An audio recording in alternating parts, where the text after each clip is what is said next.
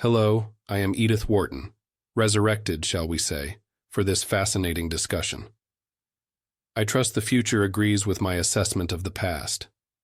When I penned The Age of Innocence, I aimed to capture the intricate dance of New York society in the 1870s. What might not be immediately apparent, however, is the subtle yet powerful influence of what we might now consider social technologies. My characters were not merely constrained by abstract notions. They were hemmed in by very specific practices, rituals, and objects that dictated their every move. Consider something as commonplace as a dinner party. Seemingly innocent, these gatherings were, in fact, sophisticated tools for maintaining social order. The seating arrangements, the menus, the very utensils employed, all served to reinforce a rigid hierarchy. A misstep, a faux pas, could lead to social ruin. These were the unwritten rules, the technologies, that governed their world. And so, as I was saying, while The Age of Innocence doesn't showcase scientific marvels, it teems with technologies, not machines, but rather socially constructed artifacts, designed to regulate behavior and maintain the status quo. My perspective, informed by the sociology of scientific knowledge, suggests that technology is not neutral. It's sculpted by social, cultural, and political currents. Think of the elaborate dinner parties in my novel. They are more than mere social gatherings. They are sophisticated technologies of social control. Prescribed seating, meticulous menus, correct cutlery usage, expected conversations, all reinforce hierarchies. Correct performance signals belonging, while missteps lead to ostracism. The dinner party becomes a formalized technology for encoding social values. The Beaufort's lavish dinners, meant to solidify their position, instead highlight their new money status and expose them to scrutiny. Ellen Olenska's more daring attire signals her independence and challenges the established norms. In my perspective, fashion operates as a visual language, a technology of social classification that both empowers and restricts individuals. Now, let's consider something seemingly simple, the dinner party. In The Age of Innocence, these elaborate gatherings are not just social events. They are sophisticated systems of control. The seating arrangements, the menus, even the silverware, all work to reinforce the rigid social hierarchy. How you behave, what you say, becomes a performance judged by everyone. The dinner party is a technology, encoding and transmitting social values. The Beauforts, with their lavish displays, try to buy their way into acceptance, but it only makes them more vulnerable. It reveals their new money status. This exposes just how these technologies maintain the status quo. Conversely, Ellen Olenska's more daring and unconventional attire subtly marks her as an outsider, a threat to the established order. In essence, fashion becomes a visual language, a technology for communicating social information and enforcing conformity. My perspective, even then, was that these seemingly innocuous details are in fact the very cogs and gears of the social machine. These technologies, you see, weren't machines in the traditional sense, but rather socially constructed artifacts. The rituals, customs, and objects all conspired to regulate behavior and maintain the status quo. They were the things that defined and ultimately constrained Newland Archer and his peers. Consider the dinner party. It wasn't just a pleasant gathering, it was a sophisticated tool. Seating, menus, even cutlery. Each element reinforced social hierarchies and exposed those who dared to deviate. Performance was everything. A single misstep could lead to social ruin. Ellen Olenska's unconventional attire signals her independence and defiance of societal expectations, marking her as an outsider. These sartorial choices are not merely personal preferences, but carefully constructed messages within a complex system of social communication. Now let us consider something that may seem innocuous, but in my perspective, it is critical. Think of the dinner party. It is more than merely a social gathering.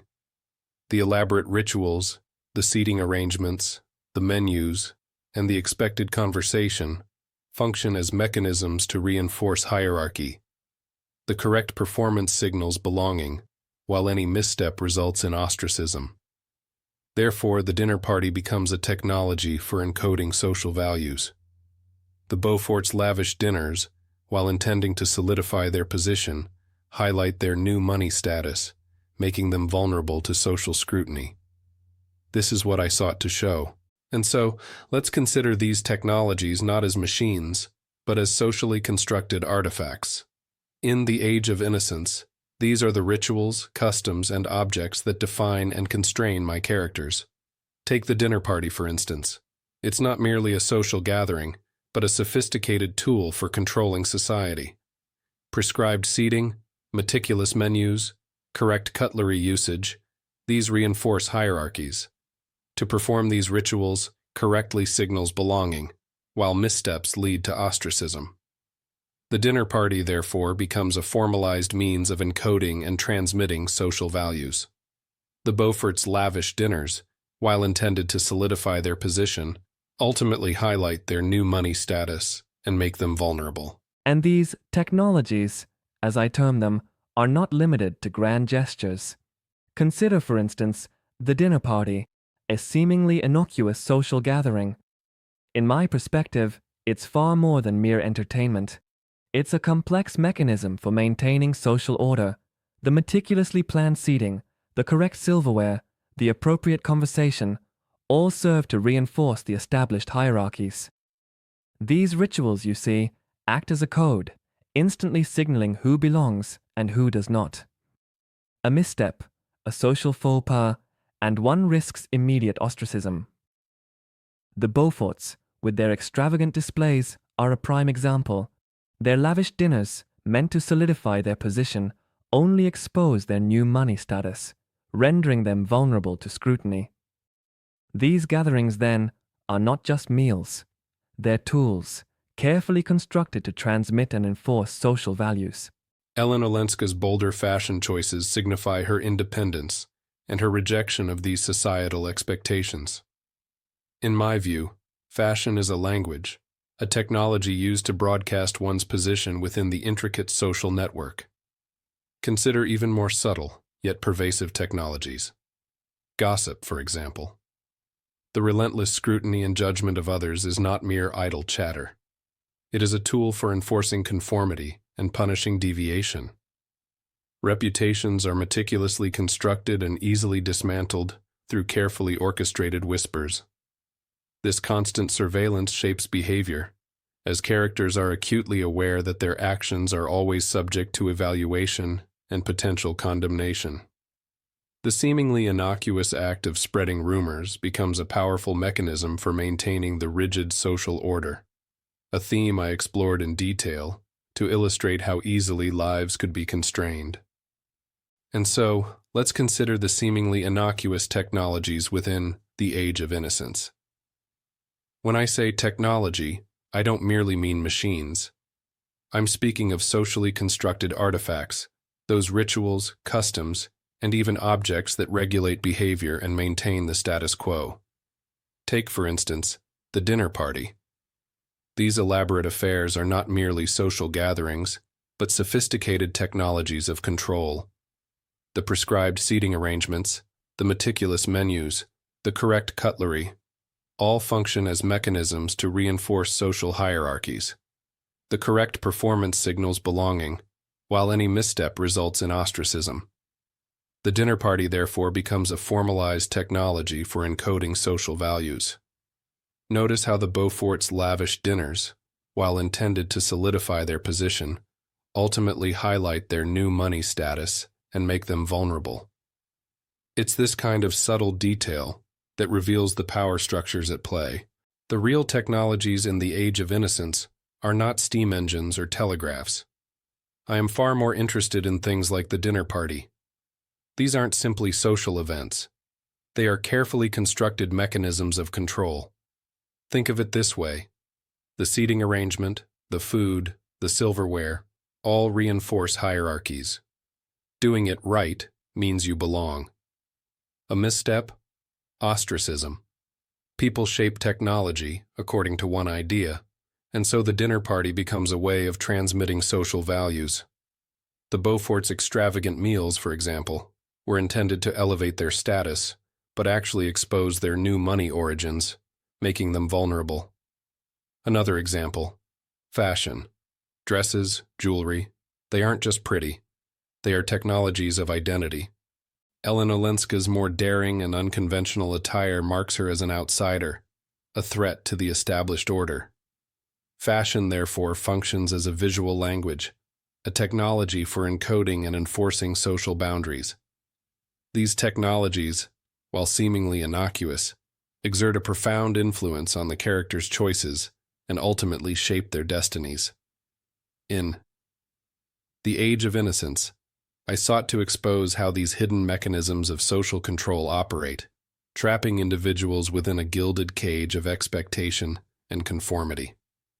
It's my belief that, by understanding how these societal technologies function, we can begin to question and perhaps even dismantle the structures that limit our own freedoms.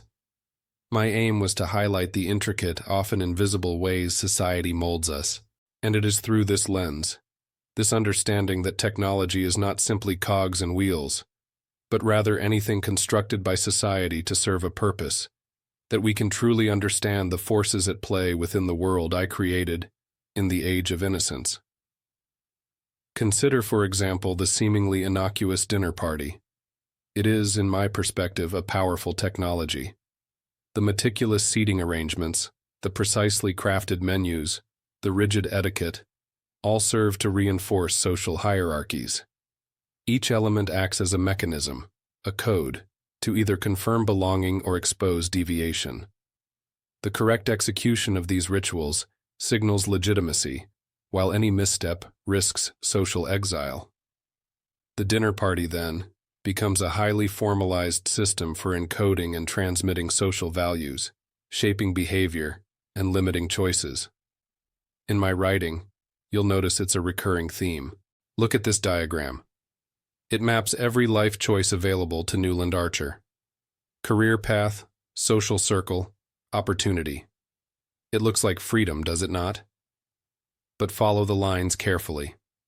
Every single pathway passes through the same filters: social circle, risk assessment, steering. And every road leads to one destination. Stay with May. The socially approved outcome. The gilded cage. And Ellen? Error 404. Social capital insufficient. 2 red stop signs. Access denied. The algorithm of old New York had already decided. I called this the illusion of agency. Archer believed he was choosing. He agonized. He debated. He suffered. But he was only selecting from a menu that society had already curated for him. Ellen was never truly on that menu. She only appeared to be, which is what made his torment feel real. This is a determinist tragedy.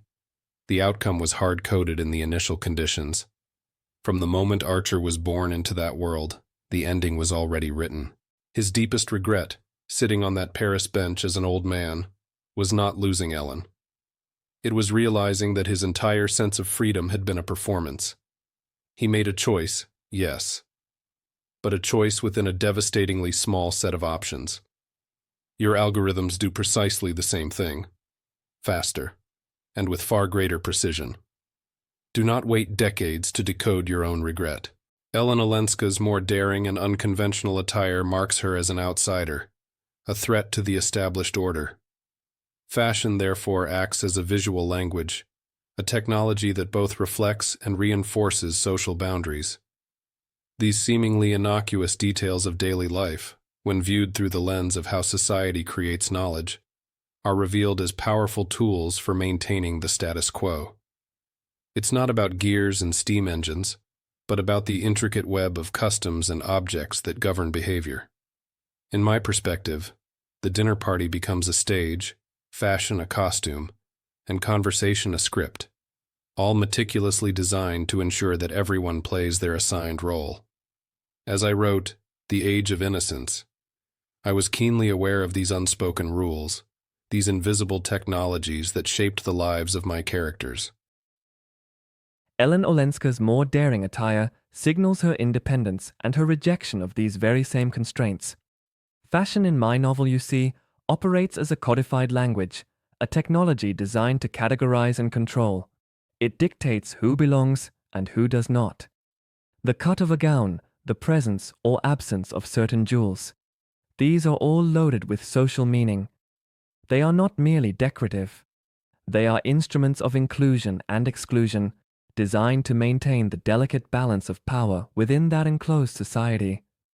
I found it fascinating, observing how these seemingly superficial details truly govern the lives of my characters. It wasn't enough to be wealthy.